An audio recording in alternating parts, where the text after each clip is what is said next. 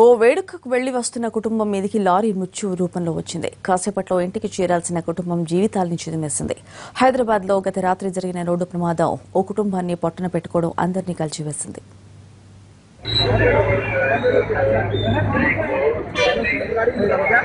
సికింద్రాబాద్లోని తిరుమలగిరి చౌరస్తాలో అర్ధరాత్రి జరిగిన రోడ్డు ప్రమాదం పెను విషాదాన్ని నింపింది.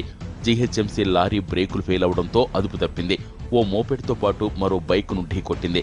ఈ ప్రమాదంలో మోపెడ్పై ప్రయాణిస్తున్న భార్యాభర్తలతో పాటు వారి 2 పిల్లలు ఘటనా స్థలంలోనే చనిపోయారు. మరో మహిళతో పాటు చిన్నారి తీవ్రంగా గాయపడ్డారు. అదే సమయంలో అటుగా వెళ్తున్న మంత్రి కేటీఆర్ ప్రమాద విషయాన్ని తెలుసుకుని వీరిద్దరిని తన కాన్వాయ్ వాహనంలో ఆసుపత్రికి తరలించారు. జరిగిన ప్రమాదంతో స్థానికుల ఆగ్రహం కట్టలు తెంచుకుంది. లారీపై రాళ్లు రువ్వారు. దీంతో డ్రైవర్ అక్కడి నుంచి పరారయ్యాడు. విషయం తెలుసుకున్న పోలీసులు ఘటనా స్థలానికి చేరుకుని ట్రాఫిక్ ను క్లియర్ చేశారు. అటు చనిపోయిన వారి కుటుంబానికి ప్రభుత్వం 5 లక్షల రూపాయల ఎక్స్‌గ్రేషియా ప్రకటించింది.